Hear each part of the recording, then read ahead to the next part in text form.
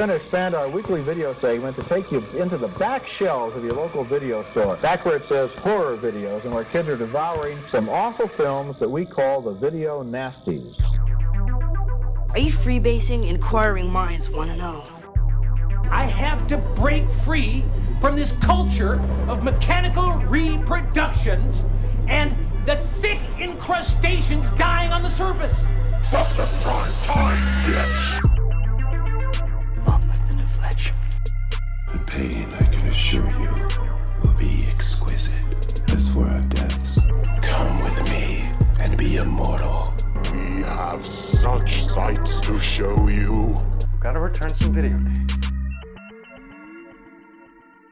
Hello, horror hounds, and welcome to the SLEEPAWAY podcast. I'm your humble host, Rowan. And this is my year of anxiety and restlessness, Mike. And we are Coltonless tonight. I think he announced last episode that he decided to stop being a bum and got a job. So he's like working on TV film sets, and we said we don't need him because we got someone even better.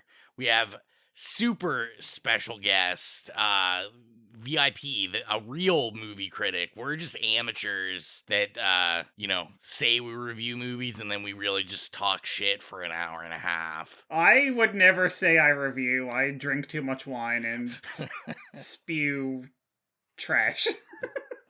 But, we're visited by our dear friend, Willow. Willow, please introduce yourself. My name's Willow Maclay. I am a freelance film critic in Atlantic, Canada. I specialize in writing about queer films, horror films, and really anything under the sun.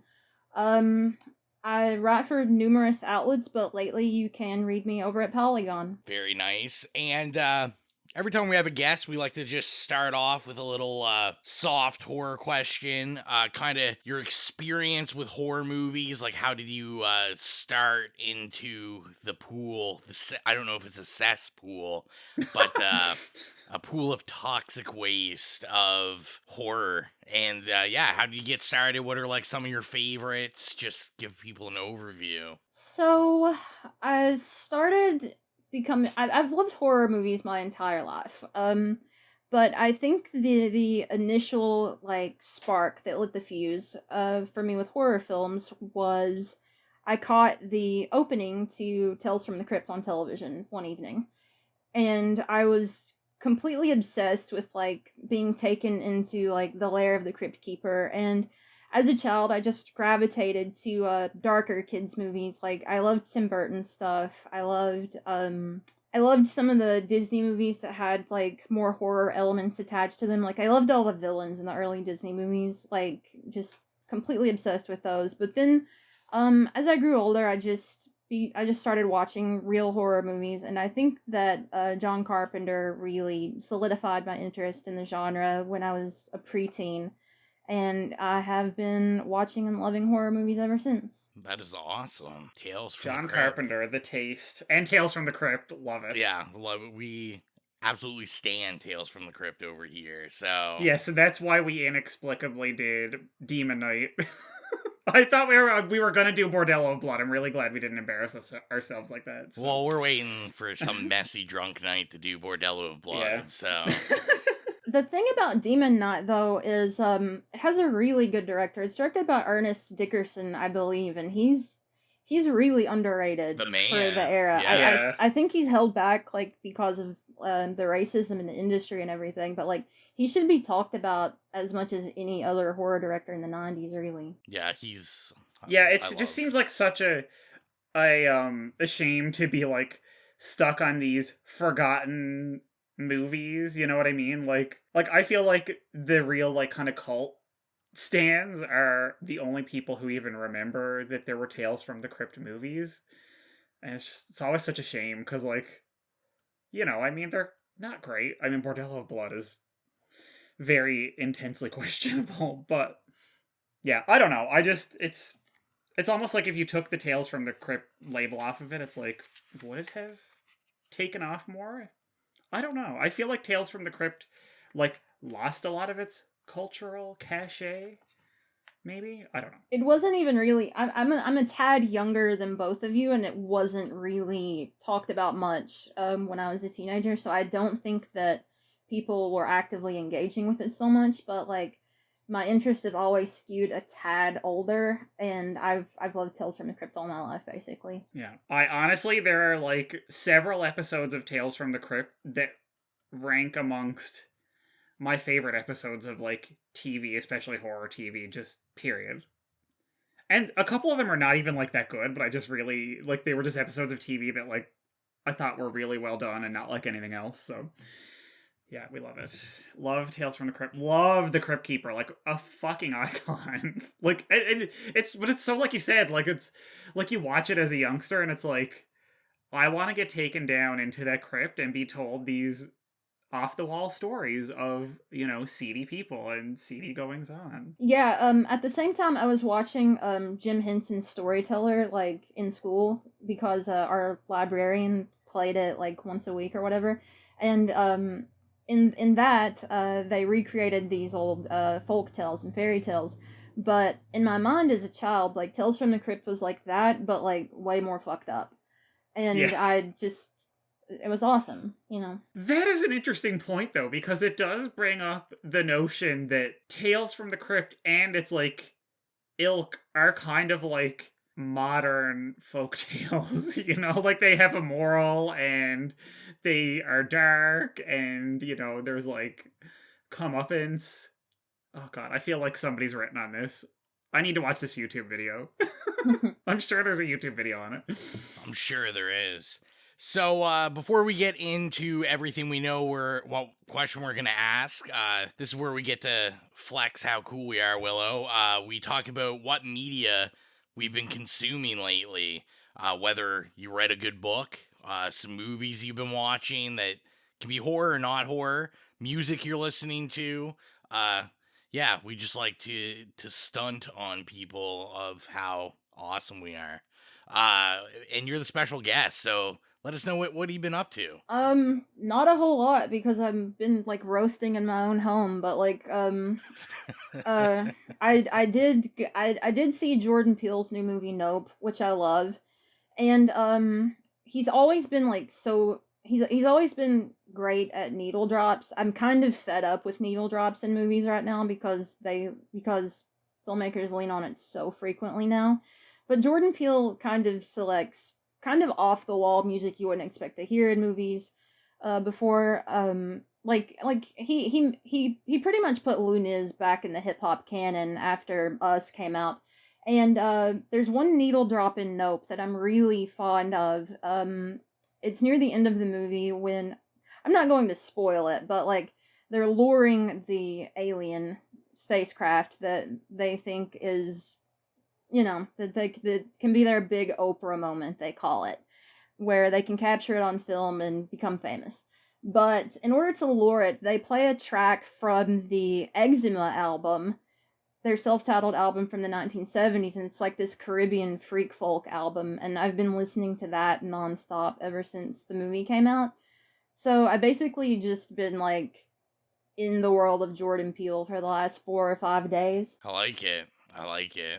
What about you, Mike? What or have you been listening to anything, Willow, or reading anything, or are you just watching movies? I'm always like reading and listening to music, but like, you know, being a film critic, like my job requires me to watch movies all the time, but like I'm really taken with Nope. If we want to keep it in horror, I've also discovered the films of Joe D'Amato this year.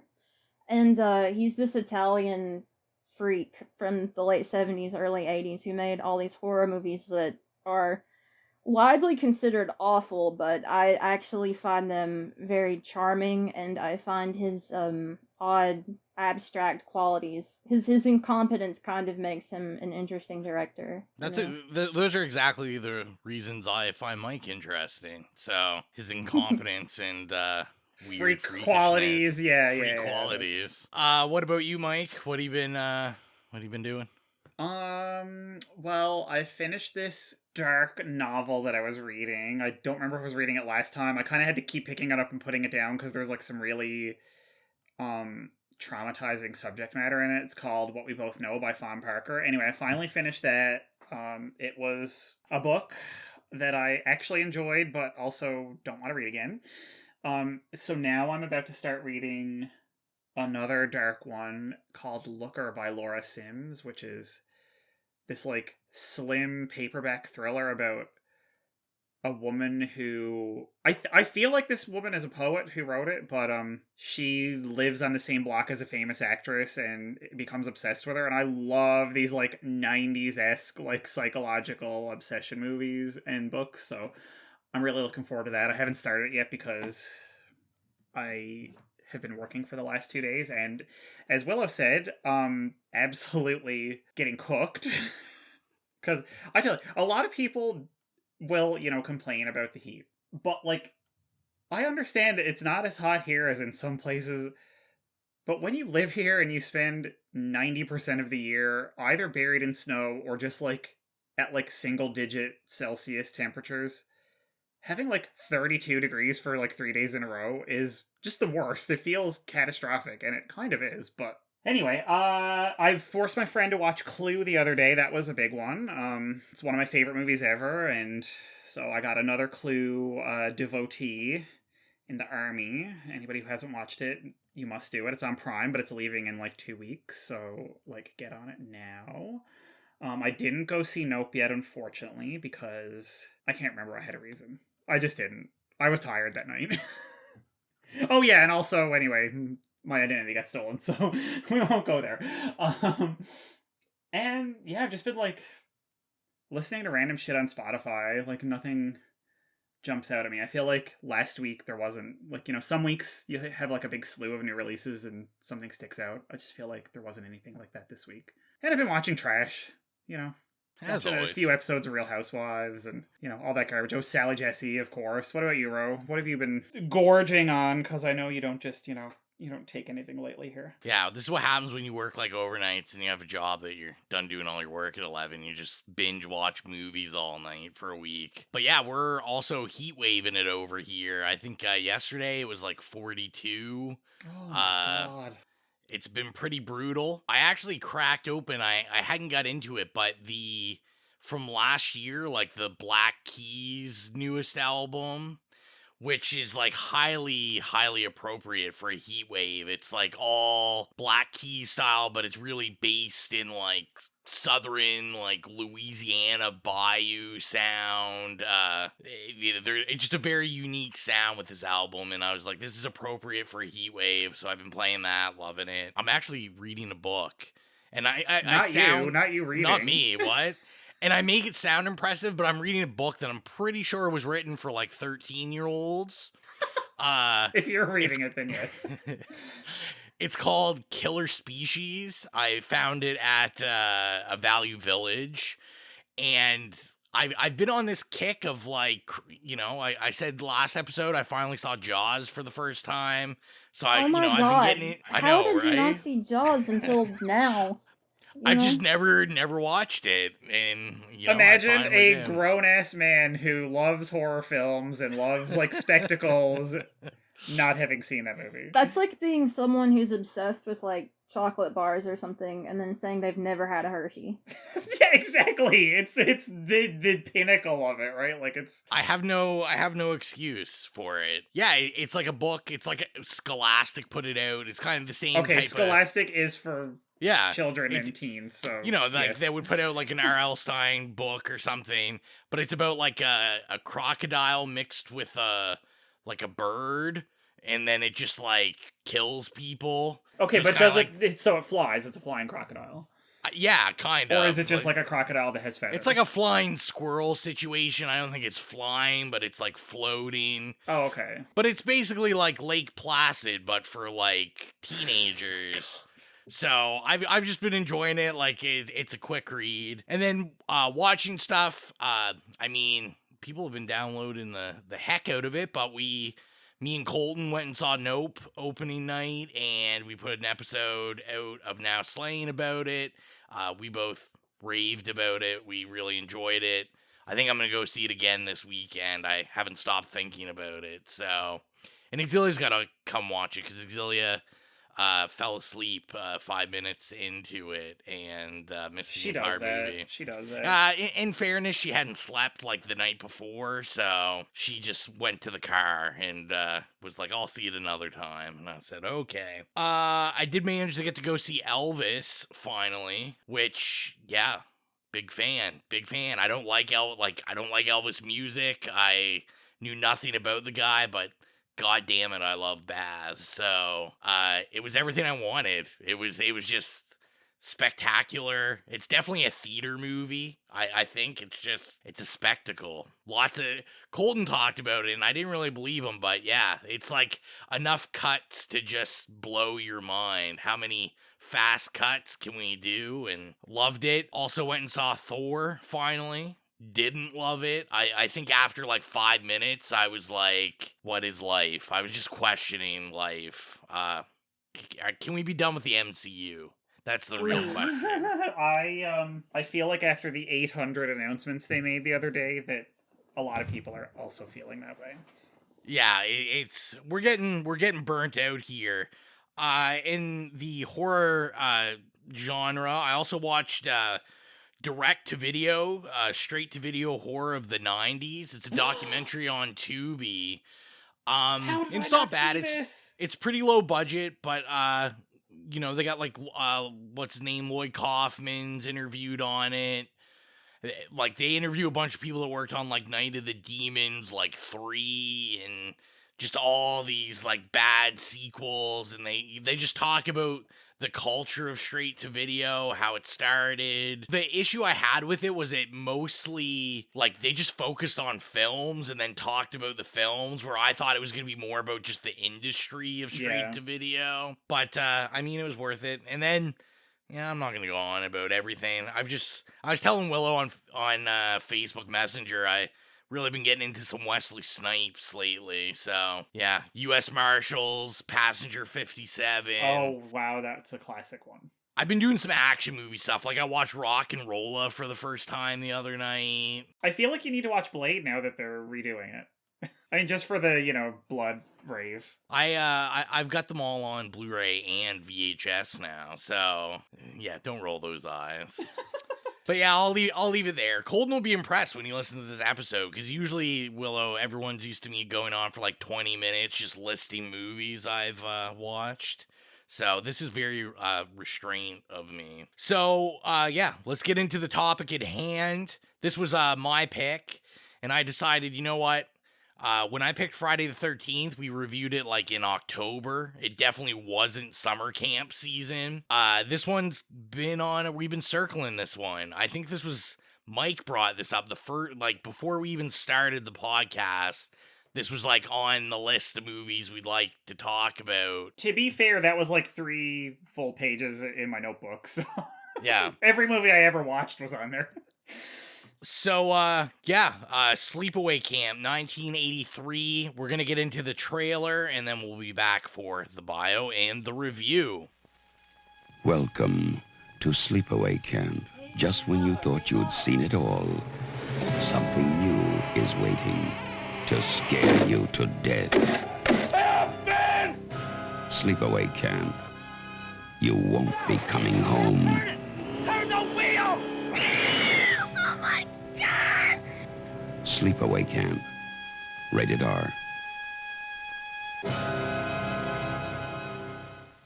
So, Sleepaway Camp. I'm so used to Colton doing this, and now I have to do it. He usually, writes his own thing, and we know I'm too lazy for that. I'm just stealing something off Letterboxd. So it's directed and written by Robert Hiltzik, and the bio and story is as follows. You won't be coming home. Slightly disturbed and painfully shy, Angela Baker is sent away to summer camp with her cousin. Not long after Angela's arrival, things start to go horribly wrong for anyone with sinister or less than honorable intentions. Dun dun dun. So, is this our first time seeing this film, or have we seen it before? Mike, we'll start with you. Of course this isn't my first time seeing it. I've seen it more times than I care to admit. I saw it for the first time when I was very young, in the VHS days. There was a lot of kids on my street growing up that were my age, and then a lot of them had older siblings that would babysit us. So whoever was like getting babysat every night of the week, especially in the summers, we would just pile over there and watch movies and shit. And there was one sibling in particular who would always have horror movies, and I loved it, everybody else hated it. And I remember this was one of the movies that we watched, so I was like, you know, I mean, I barely watched any horror movies at that point as a youngster. And I've probably seen it like at least half a dozen times over the years since then. So definitely not my first. What about you, Willow? This also wasn't my first time viewing Sleepaway Camp. I viewed it 3, 4, 5 times. It is a film that I begrudgingly have been familiar with over the years. It is a controversial film, to say the least. It is notorious for its twist, which we'll get into a little bit later. And I think that, growing up, it was always talked about, among those other slasher films, not like the super duper classic ones, like A Nightmare on Elm Street or Friday the 13th, but, you know, just a tier below that, probably. And I think that I think its reputation, as a sort of classic of the 80s horror movement is not earned, but I'll get into that a little bit later too. And it was not my first time viewing it. I saw it the first time when I was a teenager, but over the years I've come back to it in my own research because, I don't know if the viewers know this, but I'm writing a book on transgender cinema, and Sleepaway Camp is of a piece with a pattern of images dating back to the 1950s with Alfred Hitchcock, where the reveal is that a character is not the sex that they think they are. That they're assumed to be, I should say. So you're saying that Robert Hiltzig is the 80s Alfred Hitchcock? No, I'm saying he's a ripoff artist. the leap that Rowan just took was... So here's the thing about Hitchcock.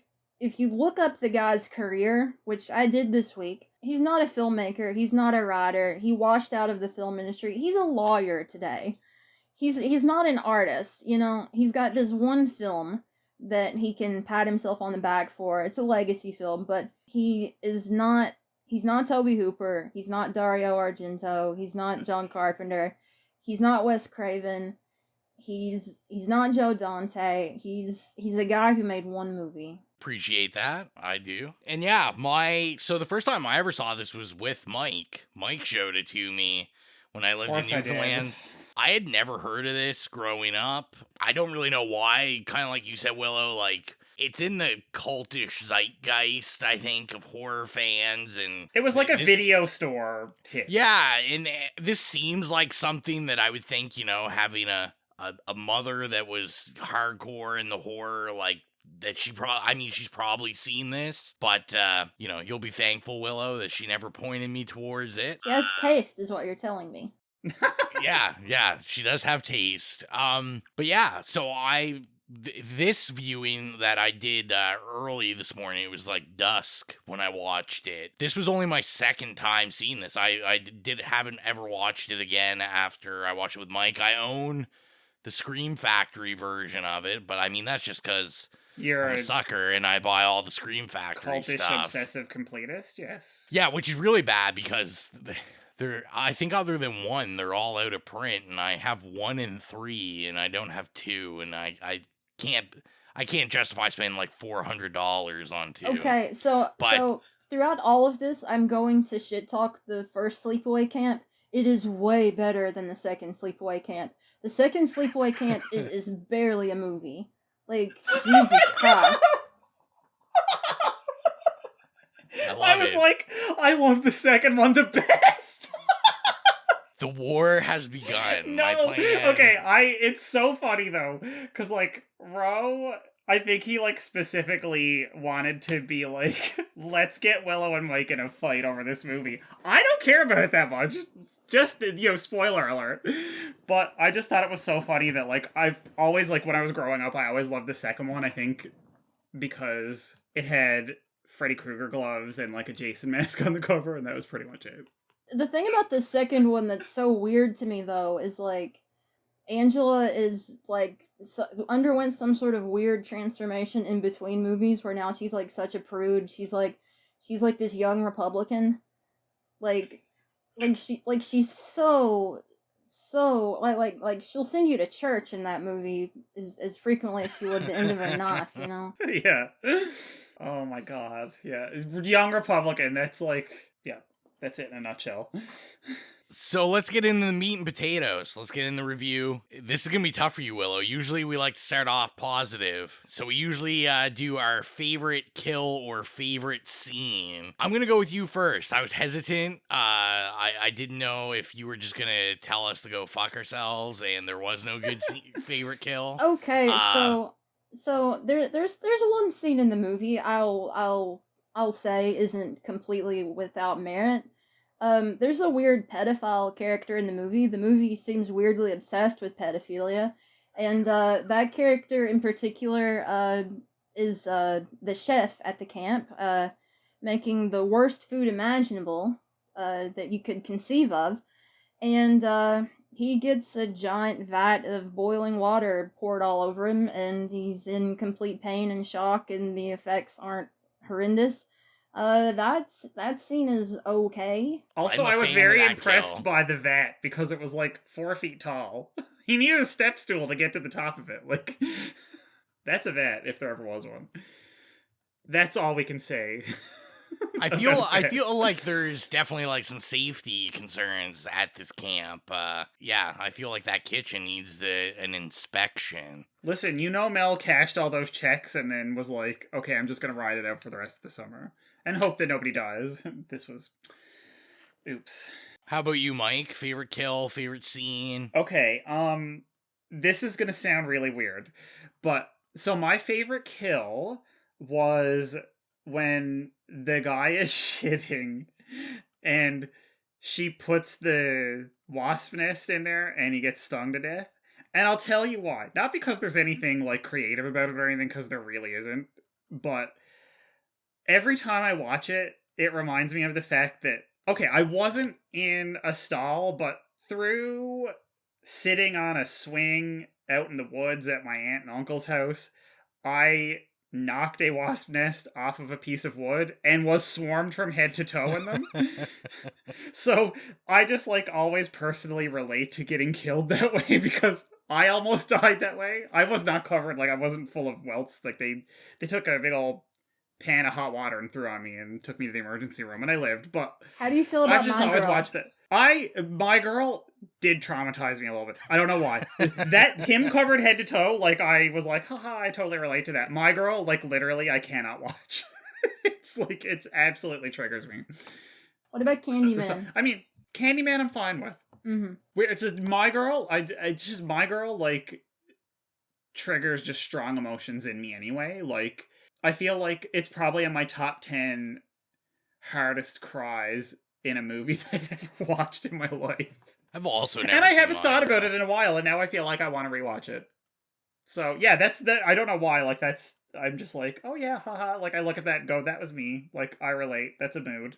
Getting completely covered in wasps and yeah. Rowan, what do you say, Rowan? You said that you hadn't seen My Girl, right, Rowan? Yeah. Well, it's not as good as Jaws. Colton's on here to make the running joke. They made fun. Colton and Mike made fun of me because I gave Jaws like a 4-star on Letterboxd, and so they have a game now where they list all the movies I've given a 5-star to. I think the latest one was like Tim and Eric's $1 billion movie. So it's all movies that I have rated higher than Jaws.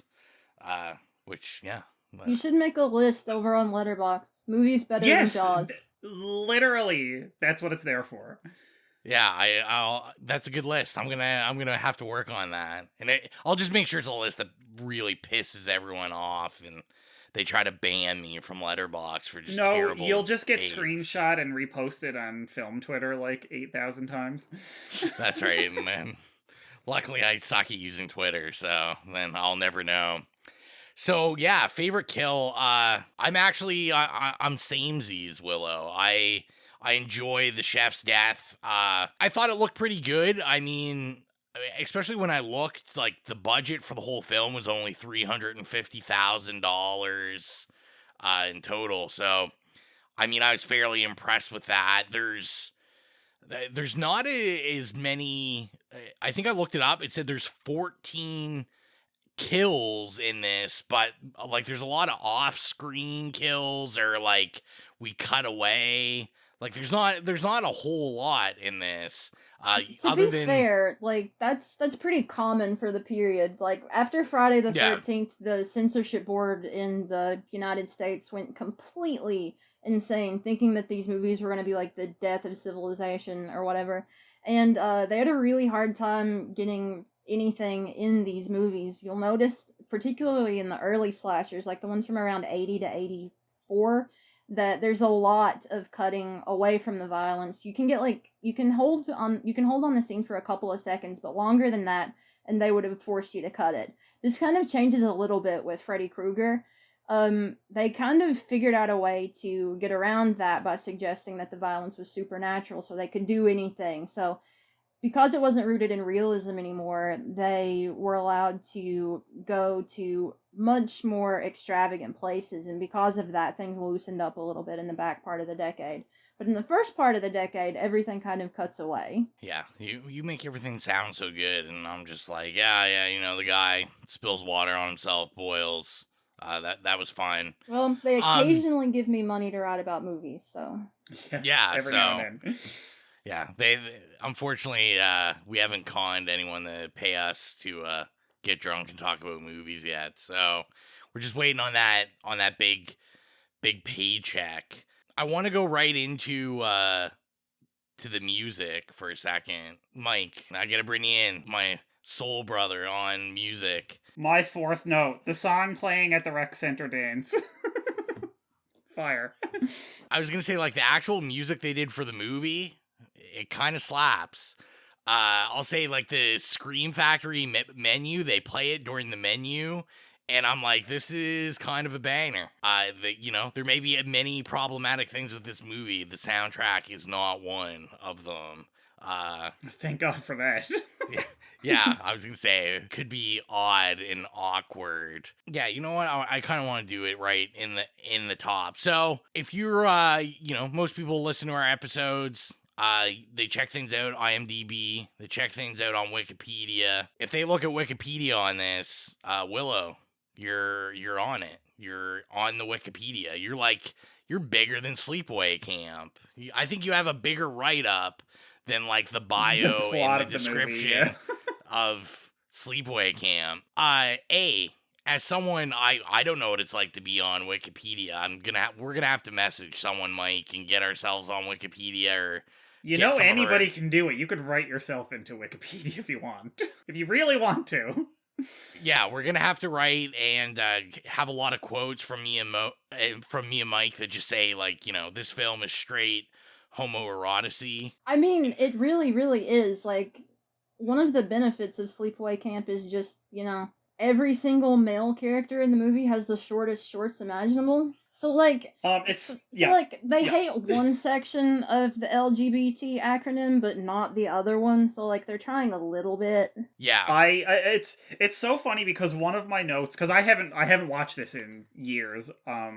Actually, probably the last time I watched it was when I got Ro to watch it, and then it had probably been years before that. But there is a real, like, subsection. Perhaps, Willow, you're not coming across this because I feel like our Twitter timelines, there's overlap, but the right kind of overlap. But I feel like in the kind that is probably exclusive to the degenerates that I follow, there's a real big subculture of people who are obsessed with particular, like, all of the 80s, like, athletic, kind of like being out playing ball and being in gym and like playing sports gear. But this movie in particular, like, has like a real cult following, and people like are always posting about it and making memes about it. And a few people I follow like do cosplays of very specific outfits from this movie, and I just thought it was so funny. I was like, this is probably the one redeeming aspect of this movie, is that it like spawned this weird niche, like, gay cosplay culture in the 2020s. This kind of happened every now and then with 80s slashers, though. Like, the whole decade is kind of like vaguely homoerotic because you had all this androgyny in the pop sphere, but like you also had like this just really fucking hard masculinity that they didn't know was like borderline camp. Like, all of the big 80s action stars of the period are walking around shirtless or in leather or in super short shorts, and like, you know, this like bled over into the horror movies too, you know. This bled over into like Top Gun, to bring up a movie that's like back in the cultural sphere, you know.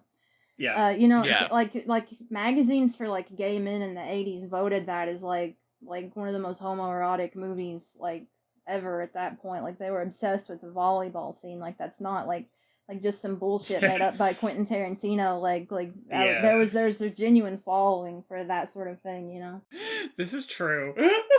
And I was gonna say, I know, like, this watch, I really noticed it, and you know, I was thinking about Nightmare on Elm Street 2, which we like reviewed and we talked about, and you know, all the things with that and how it's kind of been re-looked at. I love Nightmare on Elm Street 2. It's my favorite one of the whole series, but I mean, now, you know, it was, when it came out, it just kind of, you know, fizzled, but now it's this, like, anytime you look up, like, queer cinema, like, that is one of, like, especially horror, like, that's, like, always comes up, like, in the tops of the lists. And I was just thinking, like, you know, even if we suspect that maybe, you know, the writer did know what he was doing with that, he claims he didn't know. And like you said, Willow, it's just kind of funny that, like, when I watch this, and I watch, like, the documentaries and the special feature on the Blu-ray, and, like, just oblivious, like he claims, like, no idea. He's like, I don't know, I just was getting guys to play baseball, and, you know, this is what they wore, and it was literally like the whole movie. It was just a sea of crop tops. It was like crop tops, and it was like tight short shorts with like mesh very tops. But, like, very clearly no underwear on. Like, it's just, like, outlines of dicks the entire time. It was, like, VPLs, like, everywhere.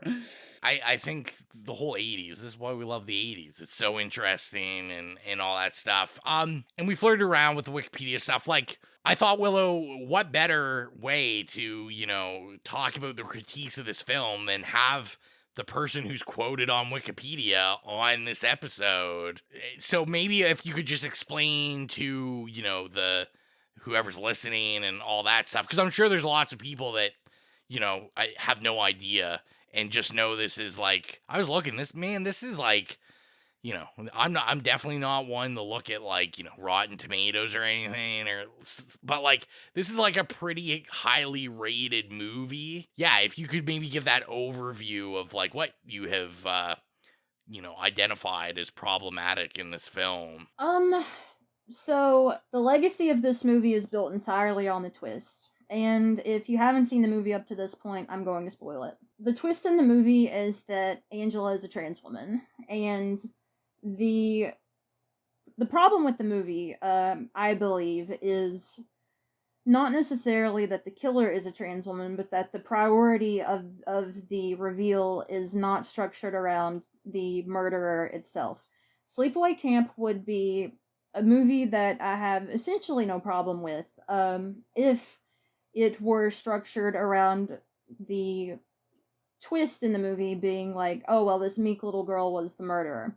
But instead of, like, the reveal of the movie being about who killed all of these camp counselors and all of these other teenagers, the film becomes about Angela's body. So the twist is not necessarily...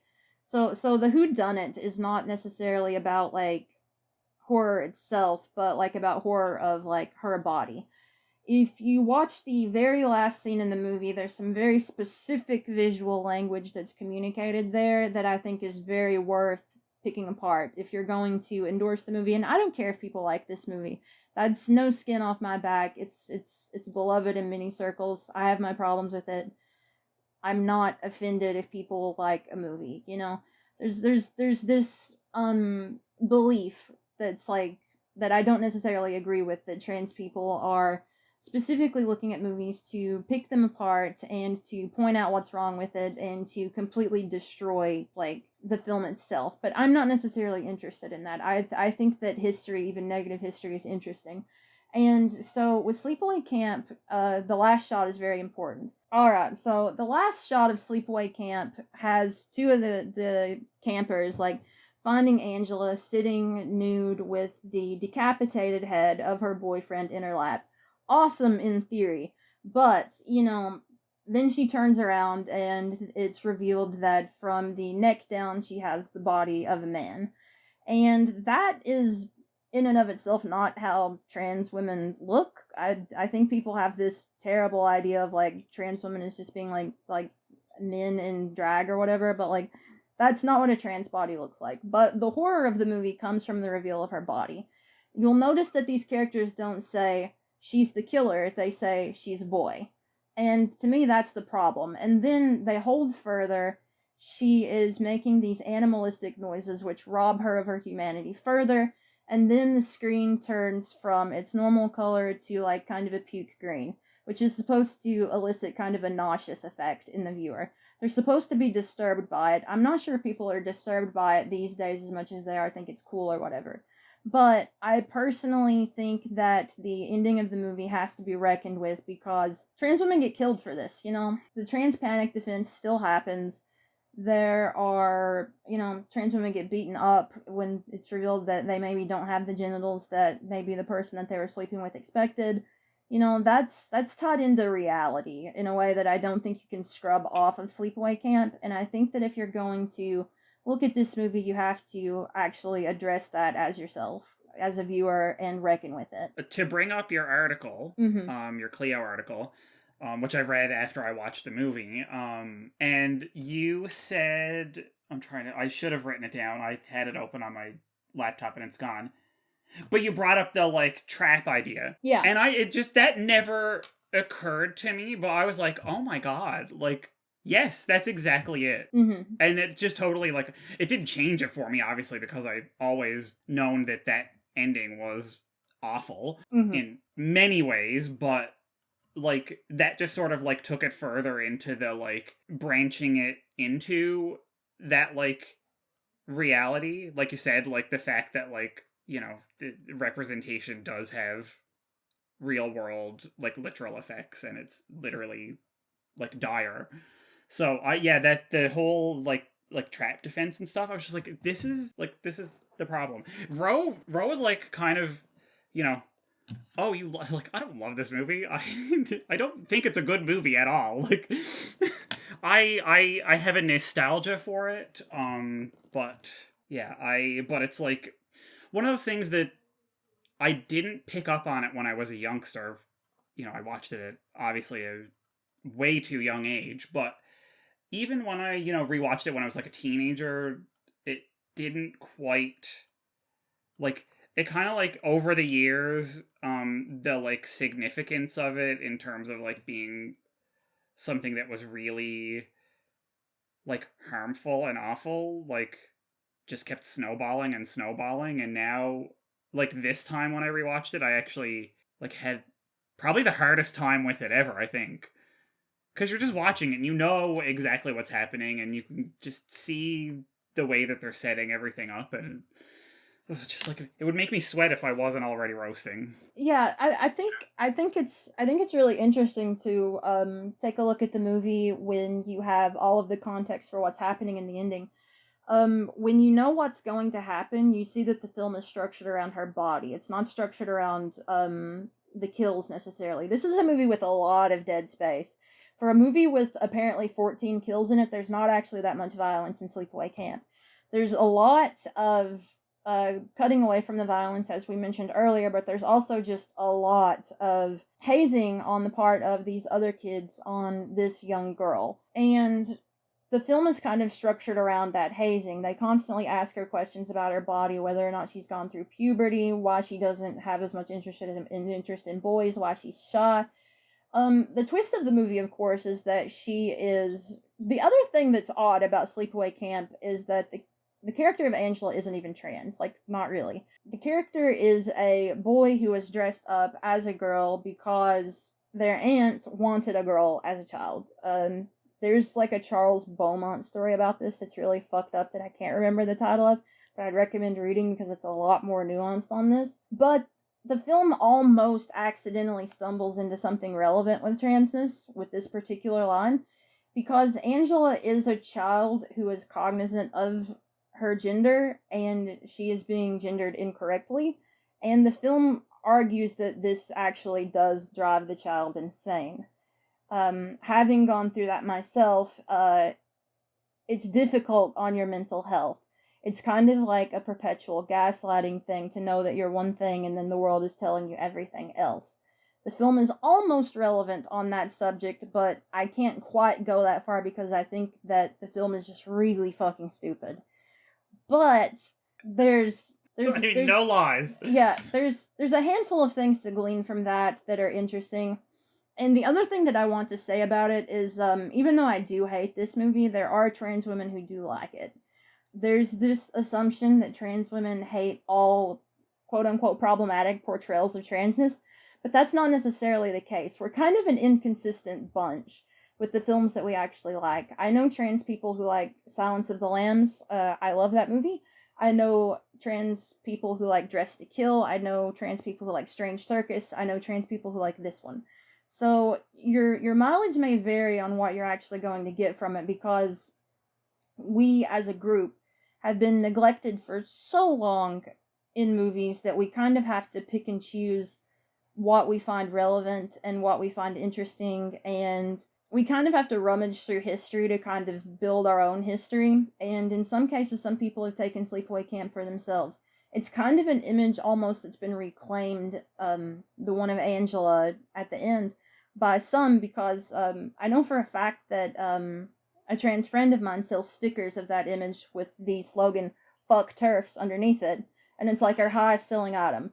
You know, so there are some ways to reclaim Sleepaway Camp. I don't think I'll personally ever be fond of the movie, because I do find it offensive, but also I just find it extremely incompetent. But, you know, even though I have my negative portrayals of this, I don't want to sound like I want the film to be, like, excommunicated from film history entirely, because there are some people who have gotten something out of this movie. You know, I mean, I agree with everything you're talking about, and I guess talking about, like, the incompetencies, I really noticed that on this watch, kind of what you were talking about with everything kind of hinges, especially after you know what that reveal is.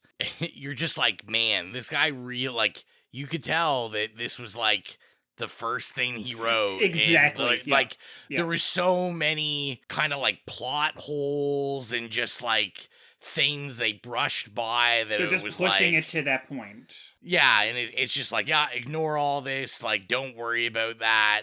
Plus, I mean, I watched this, and, you know, and we always talk about this when we're reviewing movies, like, you know, we're looking at it with this, like, 2022 lens, and I don't know what the lens of 1983 was, but, like, there's... I can tell you what it was. Is it fucked up? Because that's how I felt. No, I think that they were probably like, oh yeah, it's fucking sick, bro. I think that was probably the 1980s lens. Yeah, well, it's just, there's a lot of weird, like you pointed out throughout, there's a lot of weird things, like, not just the trans stuff, like, the like, pedophilia jokes are really bizarre, like, because, I mean, there's spots where they're obviously supposed to be, like, some sort of comedic levity to them, and it's just, like, they're not funny, they're, like, disgusting.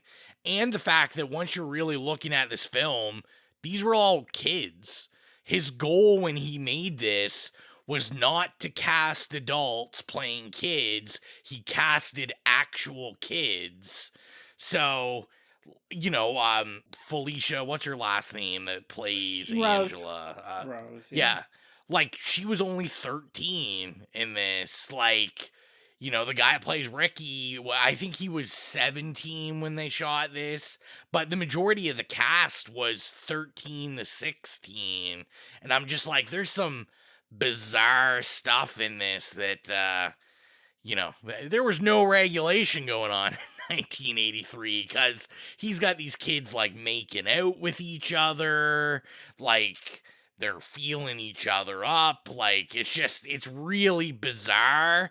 And I don't know. I don't think I'd hire this guy as a lawyer. Like all the interviews I've seen of him are just like, why would you do that? I keep forgetting that's who he is. It's just like he has no, even now the interviews I've seen, like he has no thoughts on like what could be problematic in this. Like he's just like, oh, like we thought the cook was funny, so we put him in, and he was like, oh yeah, that's just, it is what it is. And funny enough, like, I mean, that's essentially what all the interviews I saw with him, or what Willow described. It was basically like, I didn't have an ending, I wanted it to be a crazy, disgusting ending, and like that would shock people, and then it was like, boom, we got it. Did he use the words disgusting? Because that's very telling if he did. I believe he did. Don't quote me on that. Whatever he said, I mean, it was in the essence of that. I do know he said he wanted something that would like shock and gross out, I think were his words. I'm trying to think what interview it was. I think it was the one on the Scream Factory. I mean, at the end of the day, like I said, his entire interview, it was just, I was embarrassed for him the entire time. And also, you know, like, I tried to get, you know, when I first started watching, I tried to give him a little bit of the benefit of the doubt, because I'd read, I'm like, this guy isn't even in the industry, like all that kind of stuff.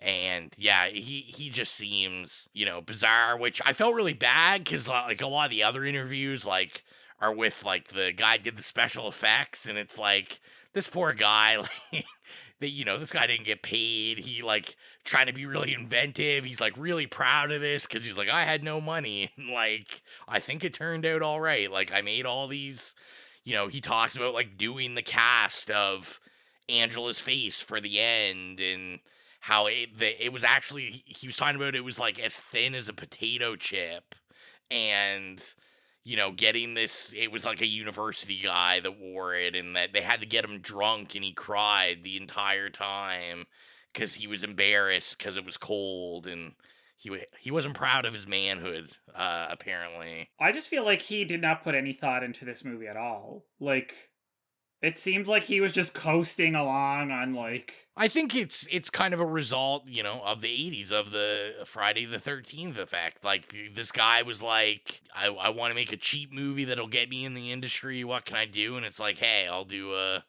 slasher. Because it's kind of like Will I was saying, like, there's almost, like, threads you can pick up on that are there accidentally. You know, like, when I was watching it this time, I was looking at it and going, okay, so... there's this thing at the beginning that is, like, never alluded to again, where it's like, is their father, like, actually openly a gay man? Is he having an affair with this? Like, I thought that was something that they could have poked and prodded at, too, if, you know, there had been any meat on those bones at all, and it was another issue that was just like, there, and then it's like, oh, okay, cool, so this is... you're not pulling at this thread at all. You're just...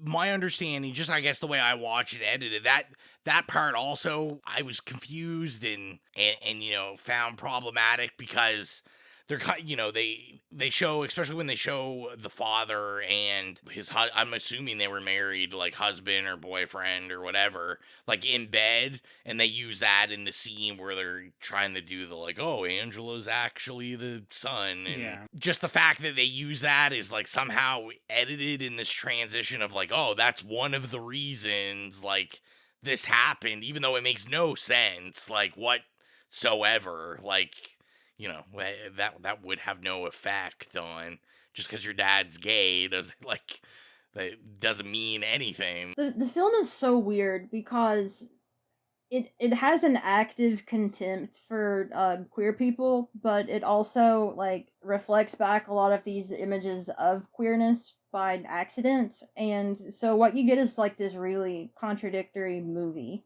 So like I can see why some people find some stuff to take from it, but I can see how thin everything is too.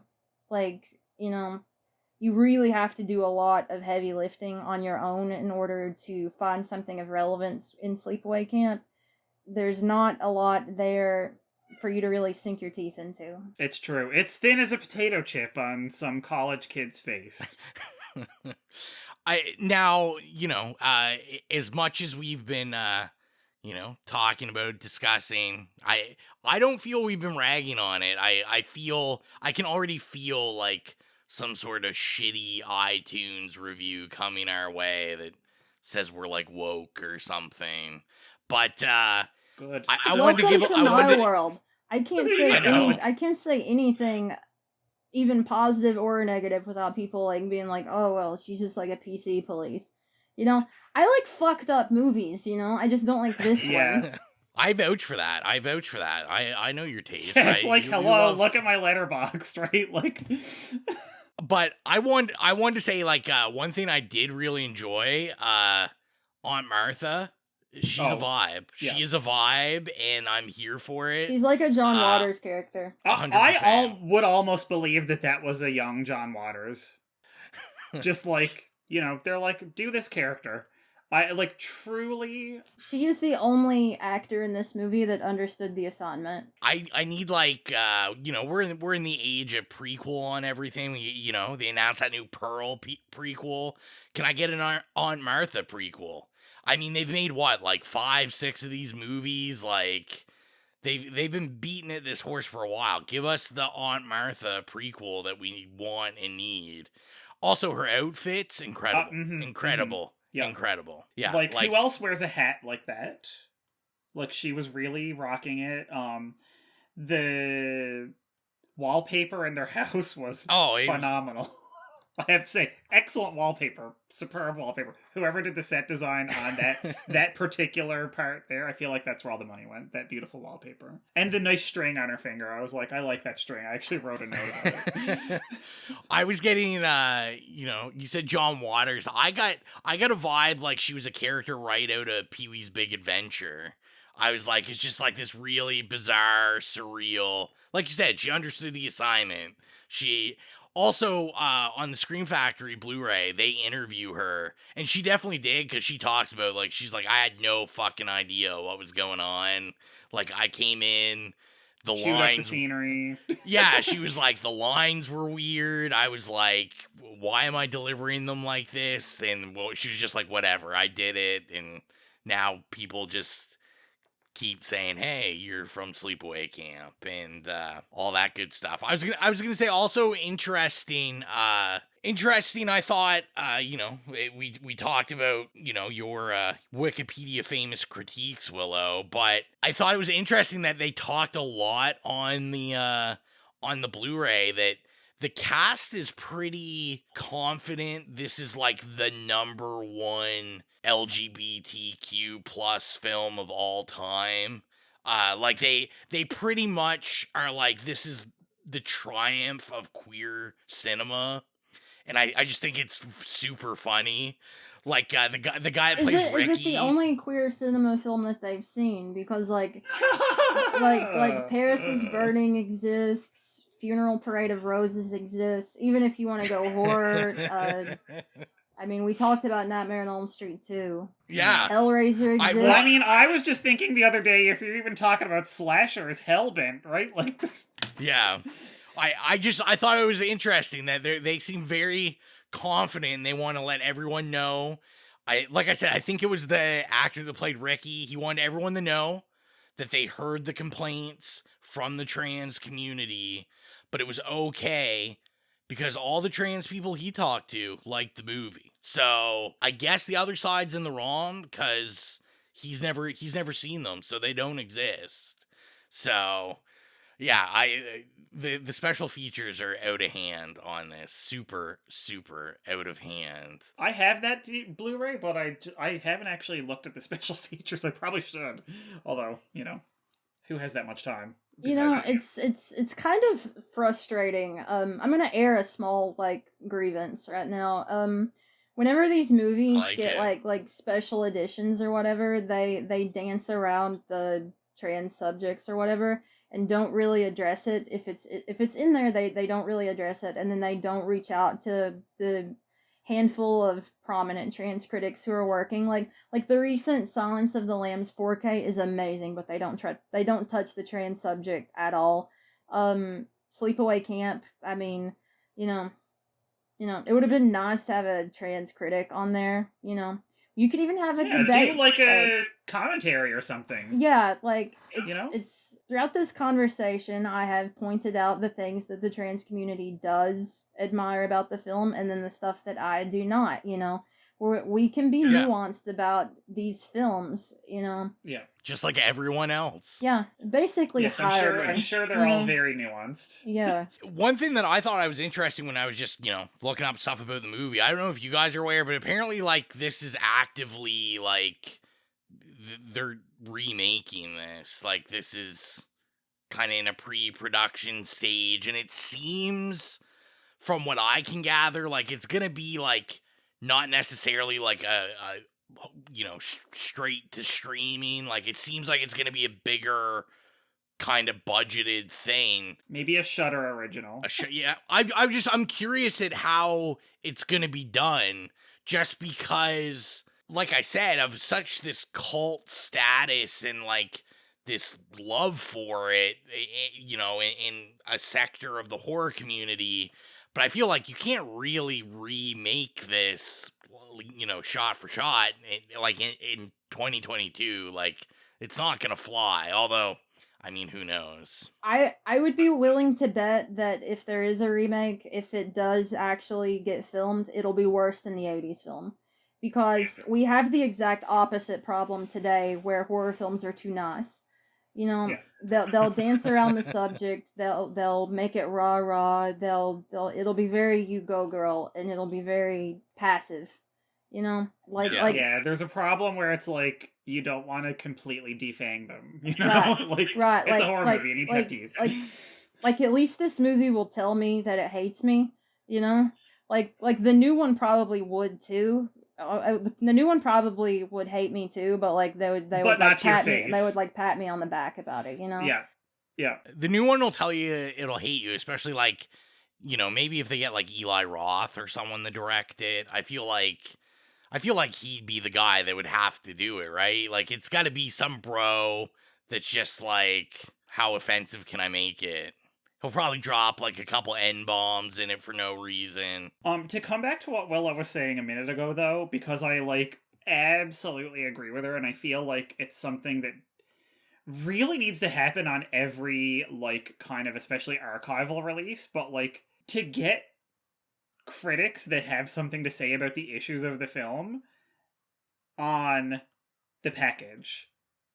Like, do a featurette, I'm thinking of, you know, like the Criterion booklets and stuff, obviously, but they're mostly just obviously lauding the movies. But, I remember I think it was a million years ago, and of course I owned it. It was this Basic Instinct DVD that came out, like, probably in 2004 or 5 or something. And it came with an ice pick pen, and it was, like, very much like back when, like, they first started, like, oh, here's this, like, collector's items, right? But I feel like they tried to do that, and it was the first time I had ever seen them, like, sort of get somebody that wasn't, you know, just the actor or the director to do a commentary. And I feel like they were trying to mitigate the, like, you know, claims that a lot of people were making about that being, you know, like, homophobic and biphobic and stuff. And so they got someone to do a commentary on it who was a bisexual, you know, academic, and it turns out it was Camille Paglia.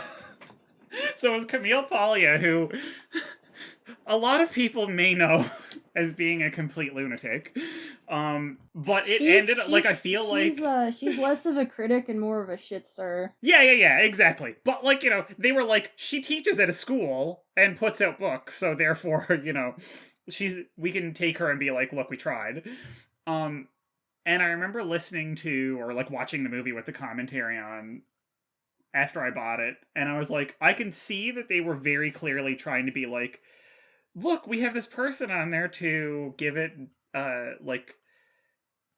this kind of like tick, this little seal of approval, like, no, it's not homophobic or whatever, but it was the most fucking deranged commentary track I've ever heard. And I just think it's so funny because I really want, like, some thoughtful critiques to be put on these releases of everything. I want, like, movies that I like. Like, I want a good Nightmare on Elm Street 2 Blu-ray that has just like slew of like queer-focused critical apparatus on it. But I always think about that and laugh at, like, that was one of the first times I ever saw them attempt that, and it was just such an absolute shit show. Like, they could not have gotten a worse person to do a, like, you know, I'm defending this movie against, you know, attacks of homophobia. But it's just, like, so funny. It's just, like, can we do that and not have it completely backfire, please? Like, can we legitimately, like, put some work into it? Like, Scream Factory, you got the bucks, you got the contract. Everybody be falling all over themselves. Like, hello. You know? That's right. Get Willow on it.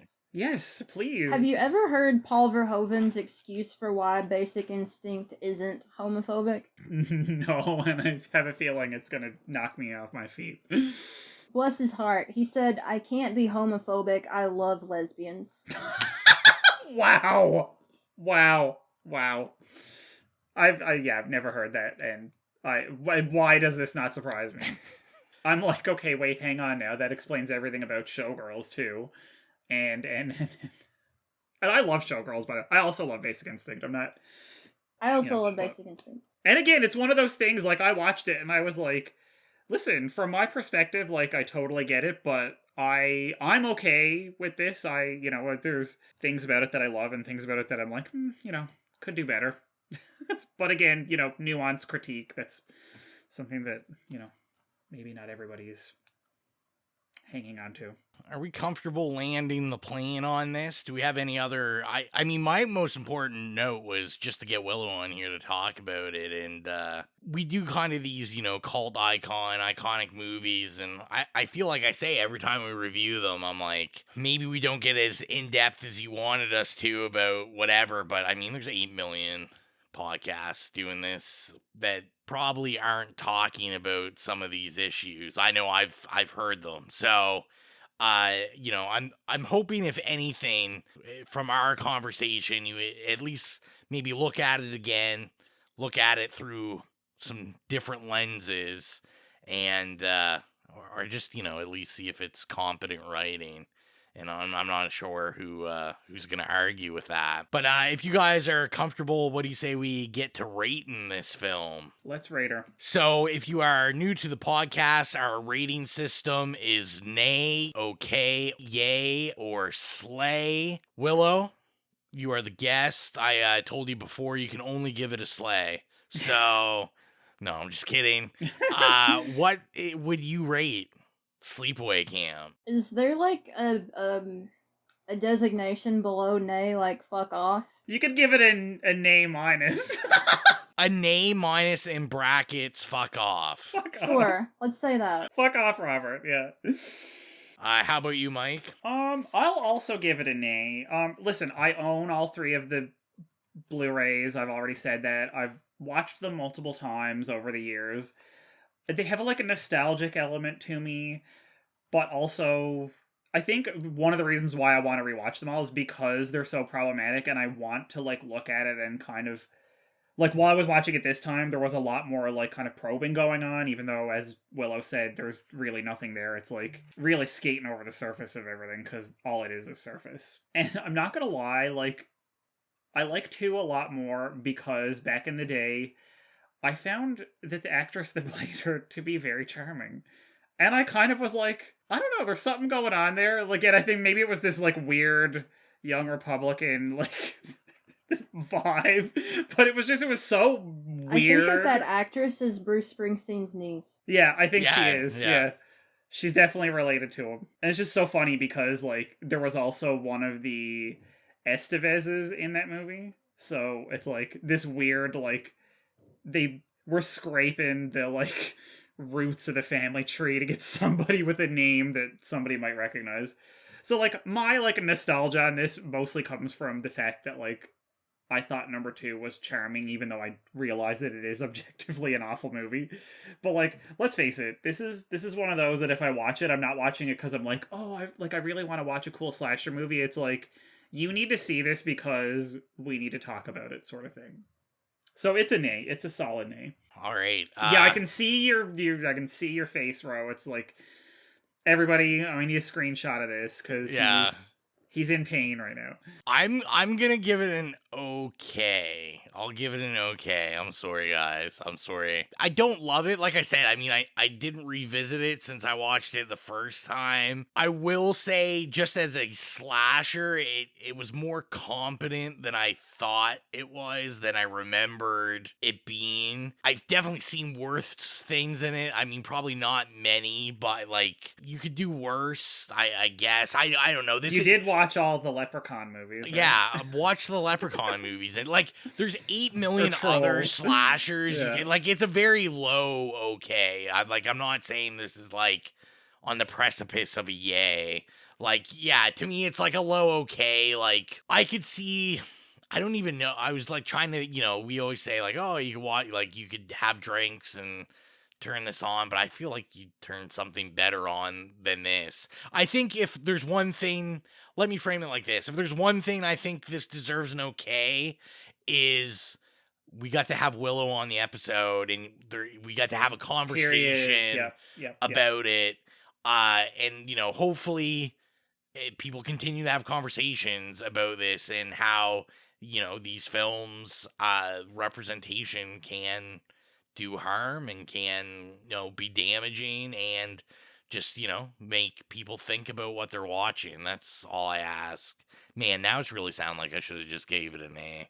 But can we link in the descriptions? Because we should link Willow's article on it, because it's really we will do that. So if you're looking at this, you can click a link, because it'll be in there, because I'm just that tech savvy. I've written on it twice, actually. The article that you mentioned, and then I also had a conversational piece with Caden Gardner, my writing partner, on trap narratives and horror cinema, and it goes into basically all of these types of movies. Oh, so that thing that I really liked about this, there's actually more in depth to it. Mm-hmm. Well, I don't know how I never read that one. Yeah, what we'll do is I'll link both. I'll make sure Willow gives me the links, and you're listening to this now, and the links are there. I will make sure they're there.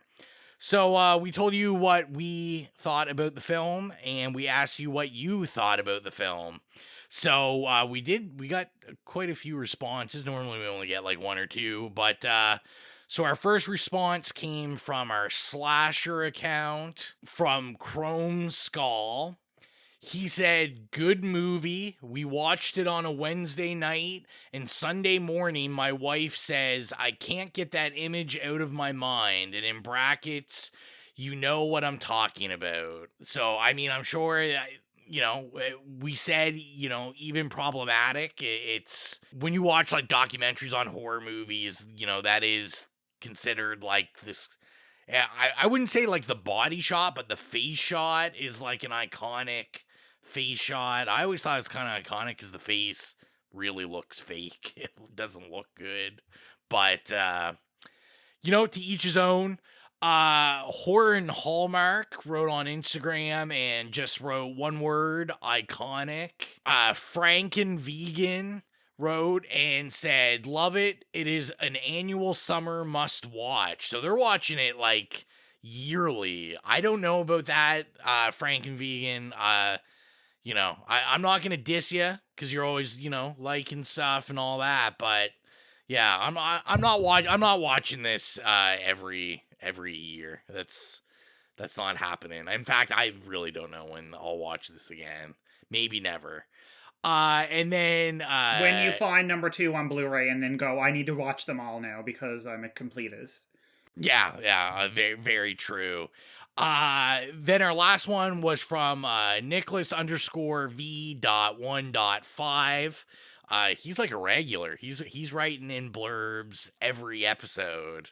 So he wrote, "You guys get a longer answer this time. Hope that's all right. The at least highly questionable decision of implying that Angela's gay father and his partner might somewhat be partially responsible for her becoming crazy, although I guess it was mostly the crazy aunt. This is one of the funniest bad slashers for me. While it's not particularly scary, it is entertaining and often unwillingly comedic. The final shot is a classic for a reason, and props for actually having kids at the summer camp, not only camp counselors." Why can't I say counselors? Really looking forward to this episode. All the best. Well, you've already listened to the episode, and thanks for all the best. Yeah, I mean, we already gave our thoughts on these kids playing kids and having creepy pedophile jokes thrown at them. But to each his own. I don't judge. I don't. Do the two of you have a favorite summer camp slasher movie? Because there's dozens of them. Probably The Burning for me. The Burning? Burning's so fucking good. I like Friday the 13th 4. Yeah, I'm not. I think I'm gonna go 2. Friday the 13th 2. I'm a baghead Jason guy. I mean, that's not my favorite Friday the 13th. We've already discussed this. My favorite Friday the 13th is Jason Takes Manhattan. Of course. But they're not at a summer camp, so I can't say that one. But I really like. I just think you get the best summer camp horror out of Friday the 13th. It's a go-to. It's a go-to. I will say 2, 3, and 4 to me are my holy trinity of that series. I think that it's like kind of a narrative, like continuing narrative and stuff, and I just think that the first one is kind of like off on its own, but I think they're like, to me, 2, 3, 4 is just like one whole loop, and definitely my favorite out of all the Friday 13th. Do you want to know what separates the Friday the 13th movies from the rest of them? Like, from the rest of the camp counselor movies, the summer camp movies, I mean. It's the fact that the Friday the 13th movies have a very strong elemental sense of place. You know, the setting of Camp Crystal Lake is so large and looming that you actually understand it as a setting, and you understand that Jason is from that setting, and there's a lot of texture in those movies in the setting, and I think that you kind of actually feel like you're there in a way that you don't with the other summer camp movies. I'm very fond of the first 4 Friday the 13th movies. And Rowan, have you seen The Town That Dreaded Sundown? Because that's where Baghead Jason comes from. They ripped it off from that movie. Yeah, I do know they ripped it off. I actually have never seen it. It's on my watch list. And I've heard fantastic things about it. There's some cool shit in it. Some of the more realistic aspects of it were even lifted for David Fincher's Zodiac. Like, okay, I would recommend it. It's got kind of a wacky hillbilly comedy subplot that doesn't really work, but like the stuff that's like actual nuts and bolts, like slasher horror of like actually stalking and killing is pretty great. Well, then I'm definitely gonna have to watch that. And yes, Mike, The Burning recommendation. I am a big fan of The Burning. Yeah, so there was no calls on the horrific hotline yet again. You guys are scared. Do you think Mike's gonna yell at you? You don't call in. We had one. No, I'm just gonna be disappointed. That's all. Yeah, he's just disappointed. But if you want to call in for the next episode, it doesn't even have to be about the movie, guys. You can call in about this movie. You can call in and tell us that you want us to post pictures of Mike in his camp kitchen cook bandana. We might give it to you. We might get him to wear really tight shorts that just show the whole thing for special Patreon fee. Oh wow, okay, now we're making promises. Okay, got it. But if you want to call in, the number's 1-902-418-8620. And you can follow us. We're on pretty much, if there's a social media, we're on it. It's Slay's Podcast, Facebook, Instagram, Letterboxd, Tumblr. We're on Slasher, Twitter, everything. Also, I'll definitely add probably 1 or 2 songs from Sleepaway Camp on the It Slays Podcast Horrific playlist.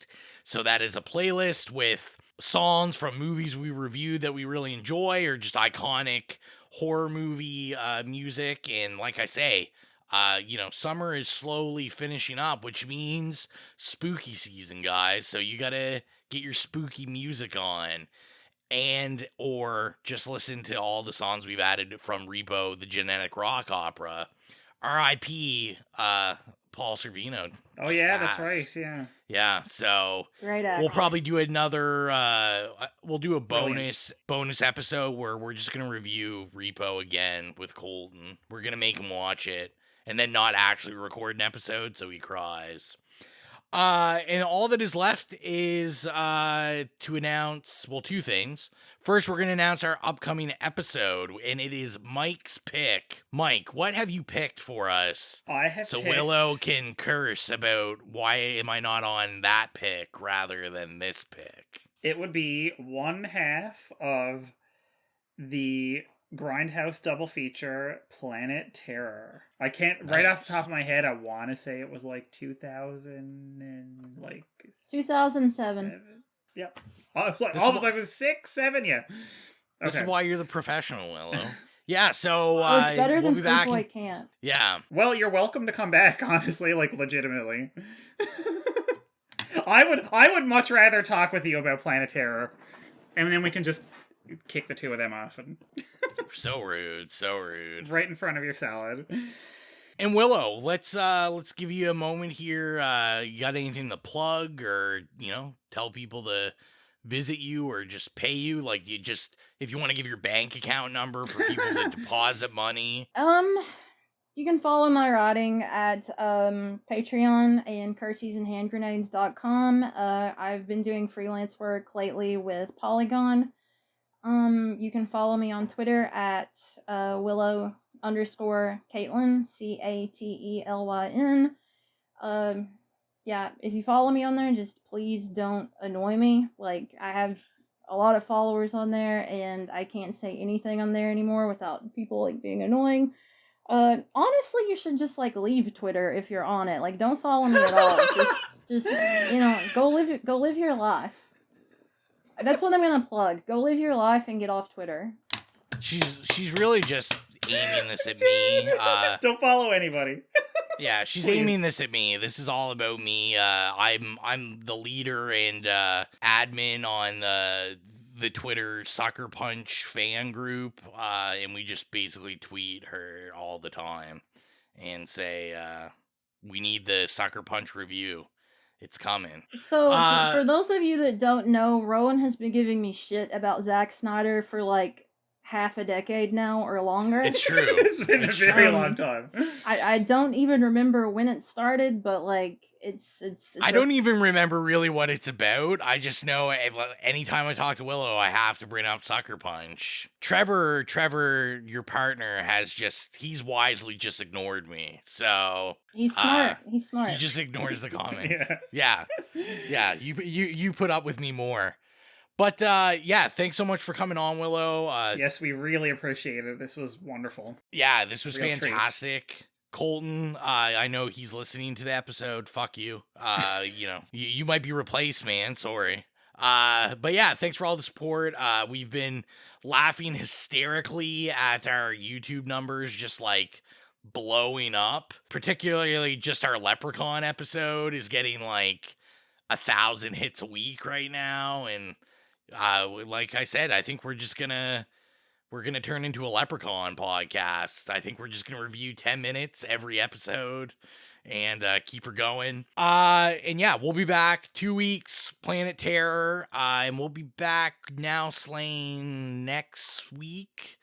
And it's gonna be a busy one. We've got 3 bigger releases next week, and we have no idea if we're gonna cover all 3 of them or what we're gonna do. But Prey comes out, Bodies comes out, and They/Them comes out. They, Them is actually, I don't think I can actually talk about that yet. I think there's still an embargo, but Oh, no. Yeah. But yeah, so we'll be back. Thanks for all the support. Thank you, Willow, for coming. It was fun. Thank you for having me. And I am Rowan. This is Mike. Bye. See you later. We're going to expand our weekly video segment to take you into the back shelves of your local video store, back where it says horror videos, and where kids are devouring some awful films that we call the video nasties. Are you freebasing? Inquiring minds want to know. I have to break free from this culture of mechanical reproductions and the thick incrustations dying on the surface. Fuck the prime time, bitch! The pain, I can assure you, will be exquisite. As for our deaths, come with me and be immortal. We have such sights to show you. Gotta return some videotapes.